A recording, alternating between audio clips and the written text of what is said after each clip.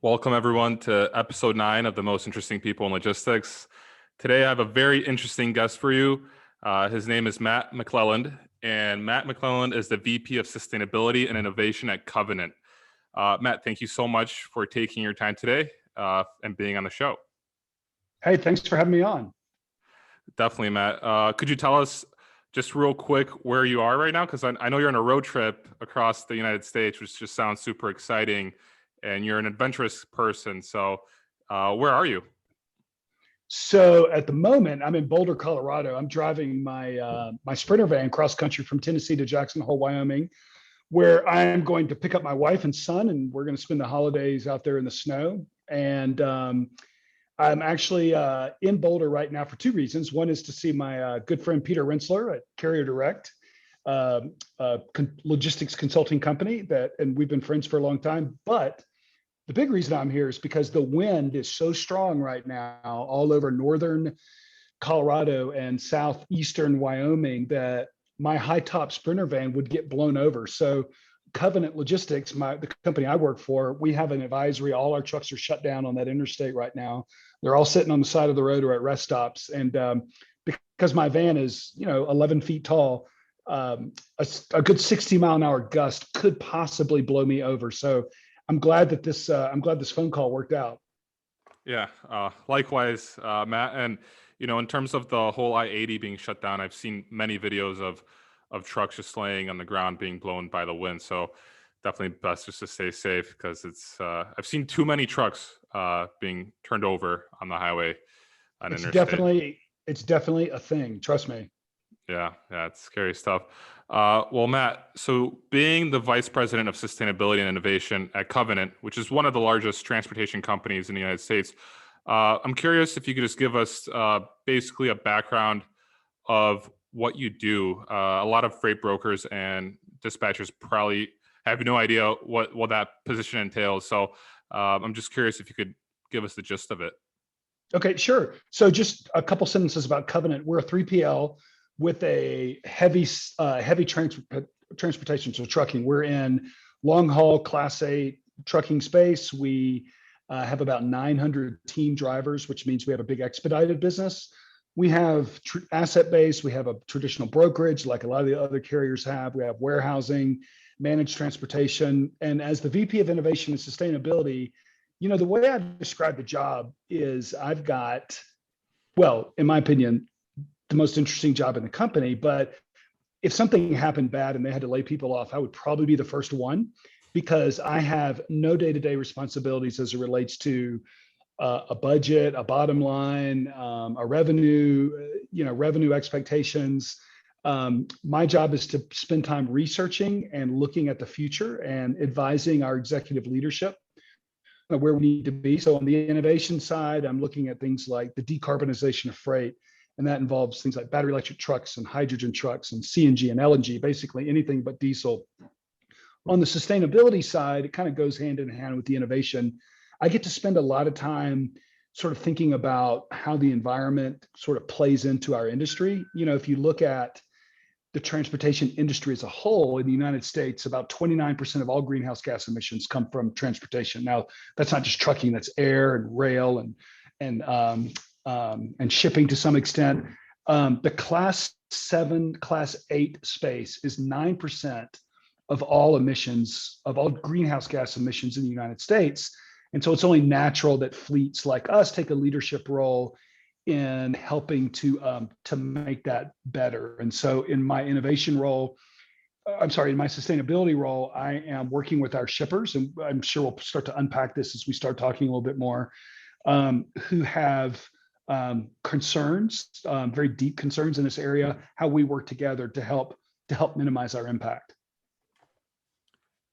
Well, I know that from just talking to you, Covenant takes a very serious position in environment sustainability, and when you compare it to other large fleets, it has definitely a more serious stance towards it. Could you tell us why that is? Why does Covenant take a more serious position in the whole environmental sustainability? So, I mean, it's a good question. I think all of us, right? All carriers to some extent, have an authentic desire to not be bad corporate citizens, right? Like we try to recycle, we try to use technology to minimize our impact on the environment, whether that's through what happens at our corporate offices all the way down to the fleets that we operate. So I think, we're not unique in the sense that we're concerned about that.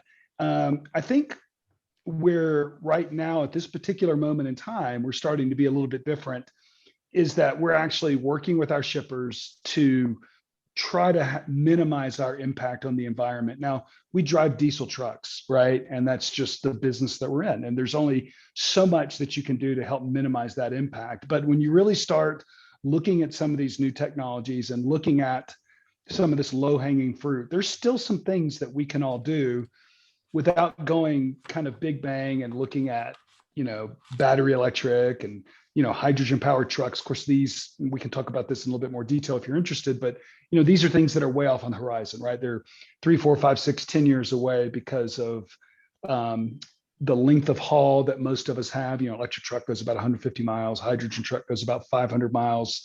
A traditional diesel truck on a tank of gas will go about 800 to 900 miles. And so, those types of solutions are way out in the future. But right now, today, there are some things that we can do. And so, I think it's a good question. I think that it's not that we're more concerned about it. It's just that we see our customers actively soliciting our input on how we can help them get to be a better place. And we're actually starting to make some of those investments and working with them to make that happen. Definitely. And when it pertains to like being a freight broker or a dispatcher at a trucking company, when you're dealing with these shippers, like how will a freight broker how could a freight broker be affected by the fact that shippers want to have a lesser of a carbon output, like decrease the carbon output? Like what kind of changes will happen in the next few years? What will we see from the freight broker side, and what kind of advantages could a freight broker have by being on top of things at the current moment? So, I mean, this is obviously, I think your audience mostly are freight brokers. And at the end of the day, you're in a bullpen trying to put as much freight on a truck as possible. And the thing that the customer cares about most is price and on-time delivery. And are you delivering it safely? And that is always going to be true to some extent. But I think some of your larger shippers now, I know some of the larger shippers now are starting to add some more criteria to this list, right? They are requiring you to work with fleets that are operating a little bit more efficiently. Now, your audience right now may not have ever experienced a time when a shipper's called and said, "Hey, I need to go from A to B. This is kind of what I'm thinking about paying. Help me find somebody to help fill that load." I don't know if any of your people are actually getting asked, "By the way, I want you to help me find the greenest carrier possible." If it hasn't happened yet, I guarantee you it's coming. I could, if we had more than 20 minutes, give you specific examples of large carriers all over the country. Well, I'll give you one, for example, Walmart.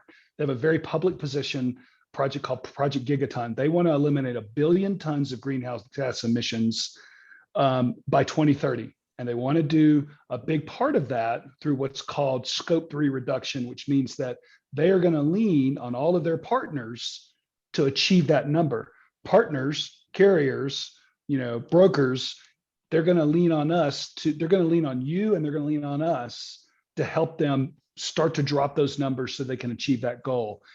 They've been very public about that yet. We have yet to be specifically asked to, kind of step up to that, but we expect it sometime this year. I could give you 6 or 7 other examples of shippers that are doing the same thing. So again, from your audience's perspective, if you haven't been asked the question yet, you will in the not too distant future. And I think from a broker's perspective, you're going to need to have a short list, written on a Post-it note, stuck up to the side of your computer screen, of some carriers that you're aware of that are taking it seriously. I'm going to anticipate your next question. Matt, who are some of those other carriers other than Covenant? I don't mind giving you an answer to that, even though it feels like I'm selling against myself. A rising tide floats all boats. And this is an area I'm very passionate about because I very much love the environment and I'm a big outdoors guy, and we can talk about that later. But JB Hunt, they have a very progressive stance on this. Craig Harper is their chief sustainability officer. They take this very seriously.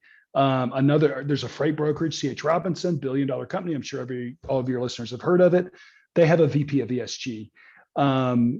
US Express takes it seriously. ArcBest takes it seriously. The obvious ones, XPO, FedEx, UPS, they all have chief sustainability officers. And so the short version is if you haven't been asked, I guarantee that you will, and probably it'll happen sometime this year. I've heard that a lot of large shippers are asking, like the publicly traded companies, but I'm wondering, like, let's say like the shipper asks the broker for a green truck, and the broker says, sure, of course, I'll take care of it. And then he or she sends in whatever truck they could find without actually double checking to see if it's a green carrier. Are there any regulations in place to where that could be fined or actually illegal to tell the customer you're sending in a green truck but not really taking it seriously? No, I mean, I think that's going to sort itself out. They're probably going to turn around and ask you, why did you choose that carrier? What is it about that particular choice that makes this a better option for me? And if you don't have an answer to that question, you're going to lose that business. Doesn't matter what the regulation is, which there isn't any, by the way. I guess the regulation is don't lie to your customers, right? Of course. Yeah. But I mean, I think that there is something called greenwashing, which is presenting yourself to be more sort of green than you really are. Now, that's not a crime, but what's interesting is if Covenant were to try to convince the marketplace that we operated the greenest fleet of trucks and that we had the lowest emissions of everybody out there, a shipper is going to say, hey, you got to back that up. Explain to us what you're doing that's different than these other people. And so we're making investments in individual trucks. We have 2,800 trucks or so in our fleet. And so, depending on where they are in the ownership cycle, some trucks are newer than others, and some of them have skirts and some of them don't. And some of them are starting to have electric APUs and some of them don't. So, at any given point in time, some of our trucks are kind of, I guess, for lack of a better word, greener than other ones. But I'll make this prediction. In the not too distant future, I see a shipper asking you the question, I not only need you to solve this problem for me, but I need you to give me a carrier that's going to be able to tell me what the greenhouse gas output, what the carbon footprint is for that load. And there is a way to come up with that number.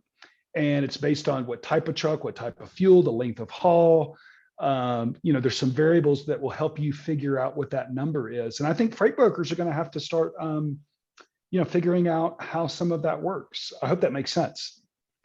Definitely. But in terms of like sourcing a green carrier, like with the 3PL side of Covenant, what kind of steps does it take, or what kind of research does it do in terms of finding carriers that are green? Because a lot of carriers are small businesses that probably don't really pay attention to that. So like what kind of carriers are paying attention to it, and how are they recording it?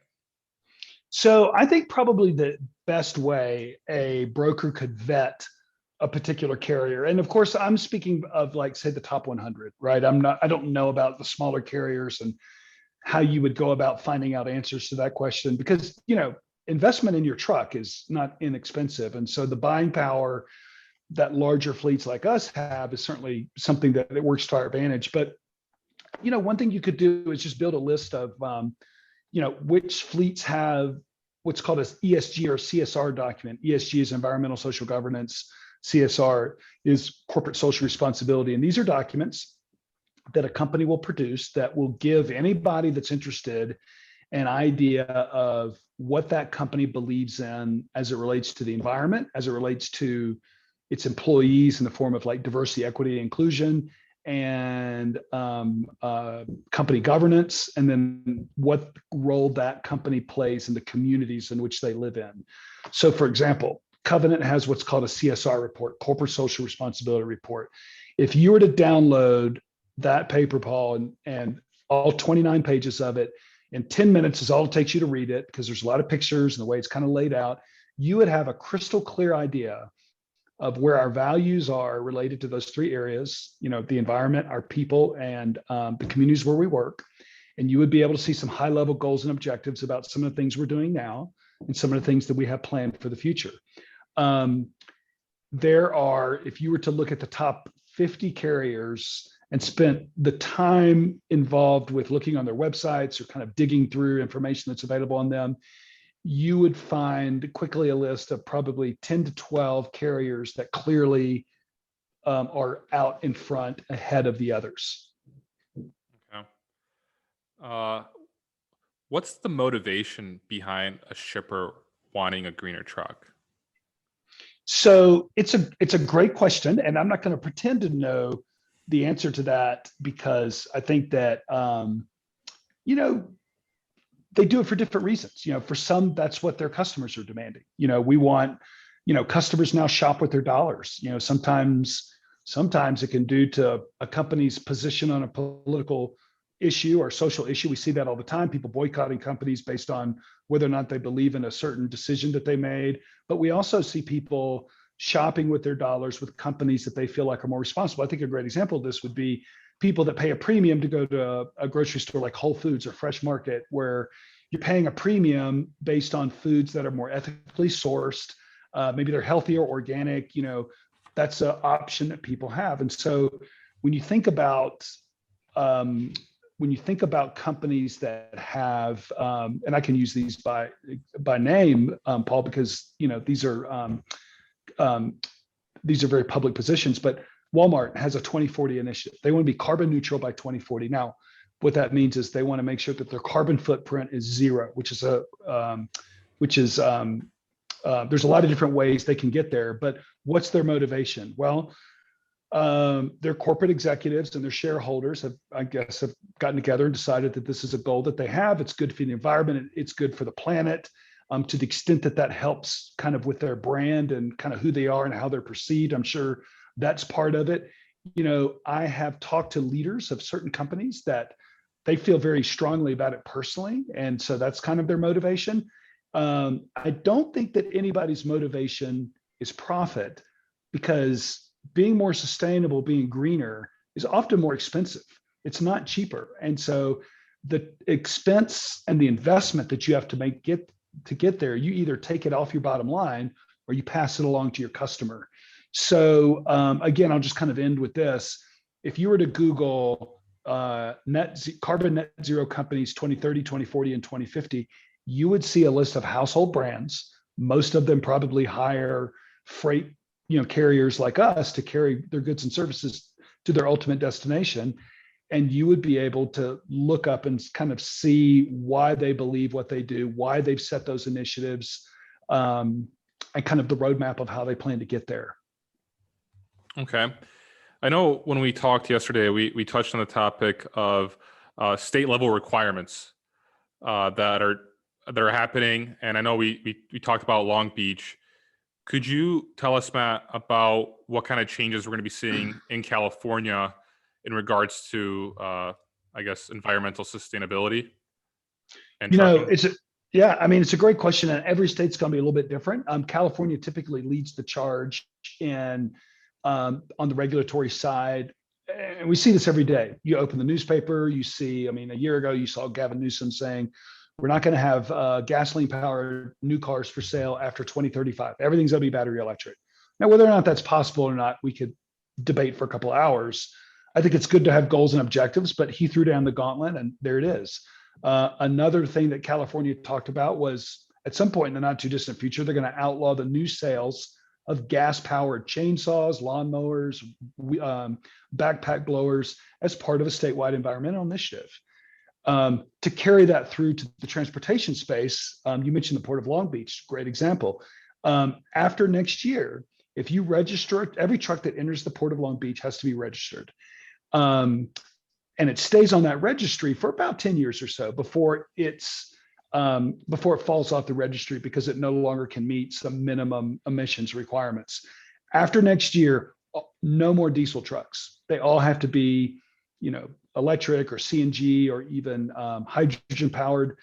And so this is an example of California taking what it some would say is a leadership position, to eliminate carbon output on certain parts of California roads. Now, different states are taking different measures with how far they're going with that. I can't pretend to tell you, and certainly we don't have time to go by state to state, but typically if you're looking for who's doing the most, generally it always starts in California. Definitely.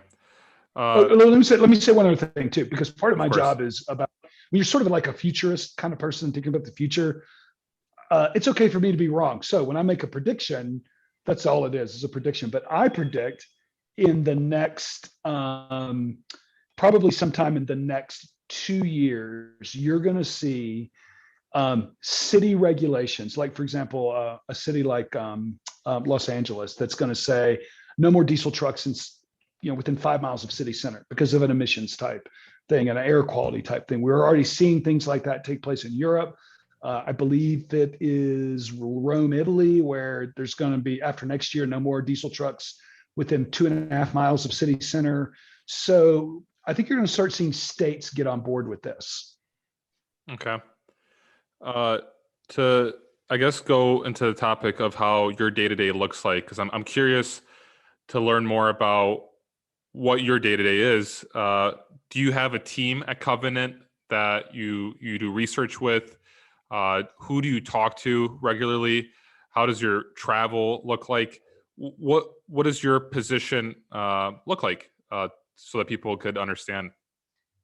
Oh gosh, so what's interesting about my role is I created this largely based on feedback. Well, we started to get customer requests, shipper or pre-sales requests for sustainability and what are y'all doing? What is your position on autonomous? What is your position on battery electric? And so eventually that kind of led to the creation of my role, a senior level role within the company whose job it was to not only think about these things, to research these things, to talk to private equity people, to talk to startup founders, private equity people, because they're funding crazy startups in this space. I could give you names and examples of several if we had time. The VP of sustainability was a role that we created to formally research all of that. I wish I could tell you I had a big staff of people that worked with me to help figure this stuff out. Number one is I don't have anybody yet. I'll probably have somebody in a year or so, just because there is starting to be a lot of work here, a lot of things that need to be vetted. But your average day is, I always start reading the Wall Street Journal because that's a good pulse on business and what's happening from a regulatory perspective. There's some opinion on the front page. I kind of focus on the middle section, which is the business section. You can get an idea of what's happening at the state and local level with certain types of technologies. I look at freight waves a lot. Those guys are really leading the charge with being what's called the Bloomberg of freight. They tend to get the scoop on everything that's happening before anybody else does. And so that's obviously a place that I go to. Industry magazines and things like that. I do go to conferences.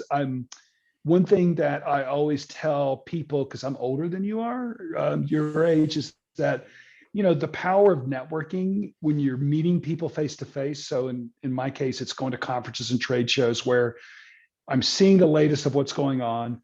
I'm meeting my peers, amongst my competitors, but I'm developing and fostering relationships with like-minded people. And so when we see things that are interesting, we just sort of pass them off to each other. So that's kind of the long way of saying, I don't have an exact formula, but it is trade shows, it's reading,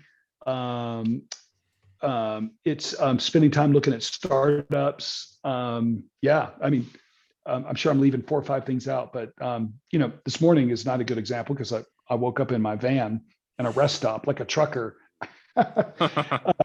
But tomorrow I'll wake up reading the Wall Street Journal and probably spending 2 hours kind of researching some things online, and then I'm gonna hit the road again. Awesome. Matt, since you've made a few predictions on the podcast, I'm wondering if you would say that, or would you predict that Covenant is going to be the leading player in transportation when it comes to in regards to sustainability and environment in the next few years? Or is it already? Man.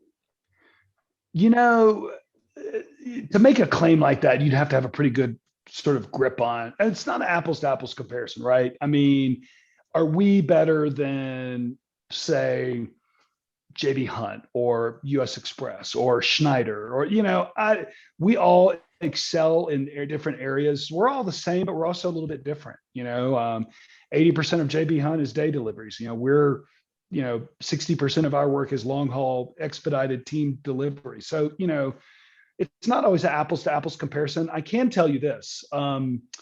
We make it a point to make sure that we're always getting new trucks about every 2 to 3 years. That does two things. The trucks can go for much longer, about 400,000 miles. We trade them in or sell them on the secondary market and get a new truck. That allows us to keep up to date with all the latest technology, electronics and diesel, so that we can, because believe it or not, diesel technology does get a little bit better, gets a little bit cleaner, gets a little more efficient. It allows us to keep an up-to-date fleet. We do invest in a lot of aftermarket products, but then so do a lot of other people. So I'm not going to tell you that we're the greenest or we're the best. I do feel like we are a lot more aware and cognizant and intending to do to do some industry leadership in this area. We're pre-ordering some electric trucks and hoping we can find use cases, duty cycles for those. We are looking at autonomous technology and figuring out how the more efficient operation of the fleet, it's the more efficient operation of a truck. It's the more efficient operation, unit economics of keeping that vehicle profitable and operating in a very efficient manner. So, we're not the greenest. I don't know who is, but I like to think that we are leading the charge. Well, I'm definitely rooting for Covenant now, Matt. So I'm looking forward to see what the future holds. And to wrap it up, I'm wondering if you could offer the audience and the viewers some business wisdom or just, I guess, life wisdom advice. You're an adventurous soul, and I love that you're traveling around the United States and the world. So what could you offer in terms of business wisdom and just regular life wisdom? Oh gosh, buy low, sell high, be nice to animals, call your mom. Gosh, it's a great question. I think one thing I would say is, I mentioned this earlier, but there is a lot of power to networking. I know that we kind of live in this world now where we've pivoted to working from home. Not to give up too much personal information on you, but I know that you are working in another country, doing freight brokerage in the United States. You have irregular sleep patterns and things in order to kind of keep it in the world of the way the United States works. To get out to do this podcast like you're doing right now is the best thing that you can do living in another country to maintain relationships. And I really admire what you're doing because it's just another way for you to stay connected. It's another way for you to build relationships. Don't ever forget or negate or marginalize the power of face-to-face communication and relationships. And it's not just about, sales and, how can I leverage that relationship for that? But, I think the more people the more information that you can share. I just think it kind of benefits all of us. And every once in a while, you might be able to help somebody out, and some point in the future, they may be able to help you out. So the power of networking, right? I think it's something that nobody really learns in school. If I had to give you one other piece of advice, I'm a big believer in work-life balance.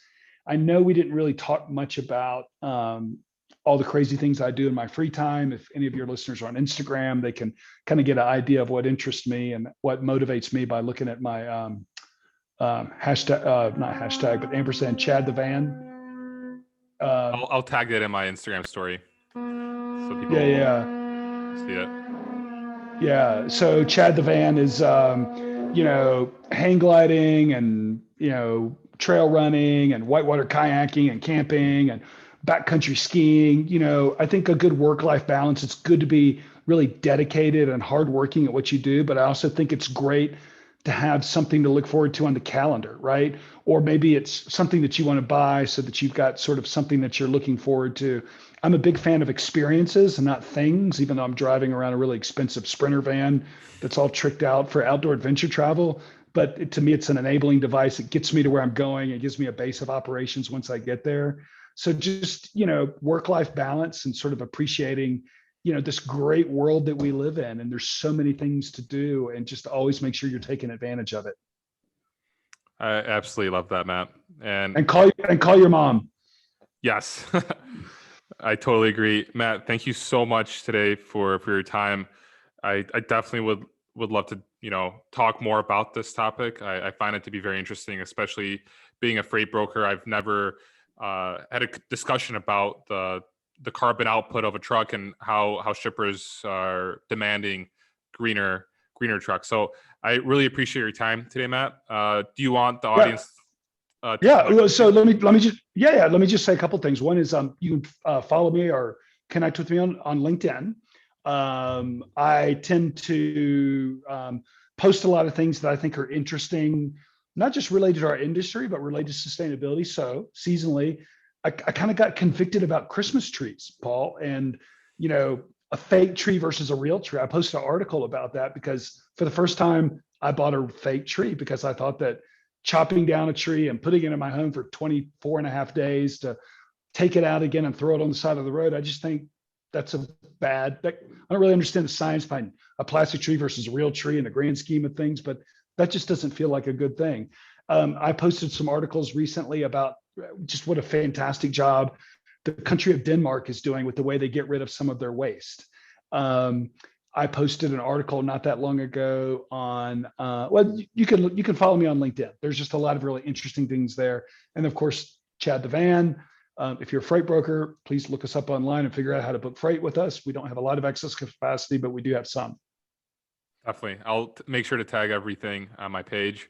Once again, thank you so much, Matt, for being part of the show. And I hope to talk to you again in the near future. Great. Thanks again. Have a great week. Thank you. And that's a wrap for episode 9.